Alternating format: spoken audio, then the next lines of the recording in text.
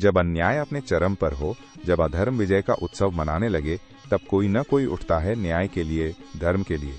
यही समय था जब भगवान श्री राम ने माता सीता की खोज और रावण के दंभ को तोड़ने के लिए एक ऐसी सेना की आवश्यकता महसूस की जो न केवल बलशाली हो बल्कि संकल्प में अडिग हो। इस कार्य में उनका साथ दिया किष्किंधा के राजा सुग्रीव और उनके अजेय सेना नायक हनुमान ने। अगर आप मेरे चैनल पर नए जुड़े हैं तो चैनल को सब्सक्राइब कर लें, पोस्ट को लाइक कर लें। तो चलिए दोस्तों, विषय को आगे बढ़ाते हैं और गहराई से समझने के लिए वीडियो में अंत तक बने रहें और ध्यान से सुनें। संकल्प की शुरुआत सुग्रीव के श्रीराम को दिए उस वचन से शुरू होती है जिसमें सुग्रीव ने श्रीराम को सीता माता की खोज के लिए बारिश के मौसम के रुकने तक का समय मांगा था। अब बारिश की बूंदें थम चुकी थीं, आकाश निर्मल था, लेकिन वातावरण में एक अलग सी गूंज थी, जैसे प्रकृति भी किसी महासंग्राम की प्रतीक्षा कर रही हो। सुग्रीव ने सिंहासन से उठकर घोषणा की, अब समय आ गया है वचन निभाने का, राम के लिए, सीता माता के लिए और धर्म के लिए। राज्य के चारों कोनों में दूत भेजे गए।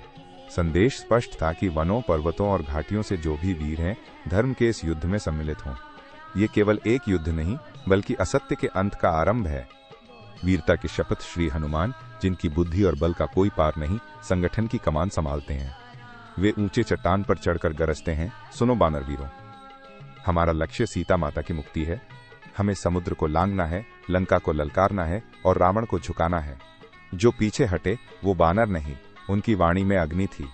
वीर बानरों के हृदय धधक उठे, हाथ उठे, नारे लगे, जय श्री राम, विजय धर्म की।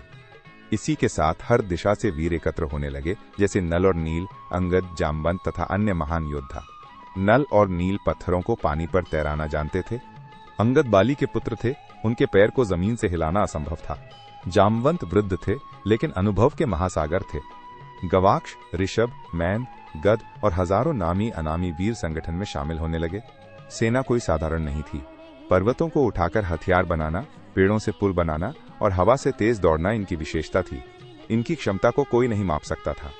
अब मैं आपको युद्ध की तैयारी के बारे में बताने जा रहा हूं, इसलिए वीडियो में अंत तक बने रहिए और ध्यान से सुनिए। किष्किंधा की धरती रणभूमि में बदल चुकी थी। हर ओर वीरों की टोलियां अभ्यास कर रही थीं। कुछ पेड़ों को हथियार बना रहे थे, कुछ चट्टानों से अपने बल की परीक्षा ले रहे थे। चारों ओर एक ही ध्वनि, राम राम राम। हनुमान ने समुद्र से लंका तक की दूरी, रावण की सेना की ताकत और सीता माता की संभावित स्थिति के बारे में एक नक्शा बनवाया। योजना बनाई गई, कौन किधर जाएगा, कौन गुप्तचर बनेगा और कब हमला होगा। उत्साह और दृढ़ निश्चय के सामने असंभव भी संभव लगने लगा। एक रात सब सैनिक शांत थे, आकाश तारों से भरा था।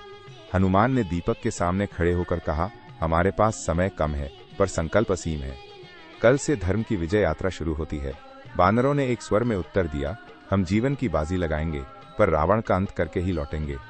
इस प्रकार सुग्रीव के नेतृत्व और हनुमान के साहस से तैयार हुई वो बानर सेना जिसने इतिहास ही नहीं आस्था की नींव रख दी। ये केवल एक सेना नहीं थी बल्कि संकल्प, समर्पण और सत्य की प्रतिमा थी। उस संगठन से ये सिद्ध हुआ, जब नेतृत्व निस्वार्थ हो और लक्ष्य दिव्य हो तो कोई समुद्र अजेय नहीं रह पाता है। चलिए दोस्तों, ये चर्चा यहीं समाप्त करते हुए मैं आपसे आग्रह करता हूँ, कृपया इस पोस्ट को लाइक करें तथा चैनल को सब्सक्राइब करें और कमेंट बॉक्स में जय श्री राम अवश्य लिखें।